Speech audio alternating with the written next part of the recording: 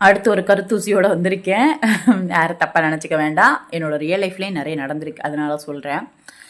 ஒருத்தவங்களுக்கு முடியலை அப்படின்னா நம்மளால் முடிஞ்ச பழமோ இல்லை ஆறுதலான வார்த்தைகளோ அதை வந்து சொல்லணும். அப்படி இல்லை அப்படின்னா பேசாமல் வாய மூடிட்டு இருக்கணும். இங்கே வந்து என்ன சொல்லுவாங்க தெரியுமா, நம்மள்ட்ட வந்துட்டு ஒரு மாதிரியா வந்து பேசிட்டு ஆறுதலாக வெளியில் போய் சொல்லுவாங்க, அவன் வந்து இன்னும் பொழைக்க மாட்டா, அவன் வந்துட்டு இனிமேல் பொழைக்க மாட்டேன், இறந்து போகிறா, அவளுக்கு அந்த நோய் இந்த நோய் அந்த பிரச்சனை இந்த வியாதி அப்படி இப்படின்னு 1008 விஷயங்கள் வந்து பரவிக்கிட்டே இருக்கும். இப்போ அவங்க இருக்கிற வரைக்கும், அவங்க ரெக்கவர் ஆகி வர்ற வரைக்குமே இந்த பிரச்சனை வந்துட்டு இருக்கும். இப்படியே பேசிக்கிட்டே இருக்குங்க. ஆனால் அந்த இடத்துல அந்த ஃபேமிலியோட வலி என்ன அப்படிங்கிறது வந்து அவங்களுக்கு தெரியாது. அந்த வீட்டில் ப்ளஸ் ஒருத்த முடியாத சூழ்நிலையில் இருக்கும்போது எவ்வளோ ப்ராப்ளத்தை வந்துட்டு ஃபேஸ் பண்ண வேண்டியது இருக்கும் அப்படிங்கிறது எனக்கு தெரியும். வெளியில இருந்து 1000 பேர் 1008 விஷயங்கள் சொல்லுவாங்க. ஒருத்தன் ரூபா கொடுக்க மாட்டேன், சரிங்களா? வாய் இங்கேருந்து இங்கே வரைக்கும் வந்து பேசுவாங்க. 5 பைசாக்கு பிரயோஜனம் வந்து கிடையாது.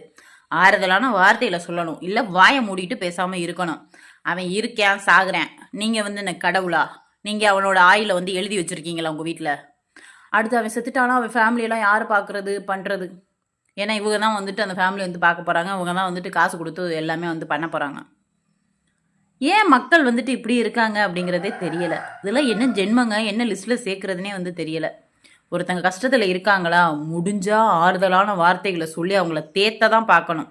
நாங்கள் உங்களுக்கு சப்போர்ட்டிவாக இருக்கோம், காசு பணம் கொடுக்க வேண்டாம், ஆறுதலான வார்த்தை சொல்லி நாங்கள் உங்களுக்கு சப்போர்ட்டிவாக இருக்கோம், கவலைப்படாதீங்க எல்லாமே சரியாகும் அப்படின்னு ஒரு பூஸ்டிக்கான வார்த்தைகளை சொன்னாவே ஆட்டோமேட்டிக்காக அவங்களுக்கு வந்துட்டு ஒரு நம்பிக்கை வரும். ஆனால் நீங்கள் வந்துட்டு என்ன பண்ணுறீங்க, சாக மாட்டா, செத்து போயிடுவா, இல்லை நாளைக்கு வரைக்கும் இருக்கும், இன்னைக்கு முடிஞ்சிரும், நாளைக்கு முடிஞ்சிரும், அது முடியுது முடியாது அது கடவுள் கையில் இருக்குது. நீங்கள் யார்? முதல்ல என்னத்தை விதைக்கிறீங்களோ அதை தான் அறுவடை வந்து பண்ணணும். பாசிட்டிவாக விதைச்சிங்க அப்படின்னா பாசிட்டிவாக அறுவடை பண்ணுவீங்க, நெகட்டிவாக விதைச்சிங்க அப்படின்னா நெகட்டிவாக அறுவடை பண்ணுவீங்க, அவ்வளோதான். அரளி செடியை விதைச்சிப்புட்டு எனக்கு வந்துட்டு நெல்மணி வேணும் அப்படின்னு கேட்டால் எப்படி கிடைக்கும்? நீ என்ன விதைக்கிறியோ அதுதான் கிடைக்கும். நல்லதை விதைங்க, நல்லதே நடக்கும்.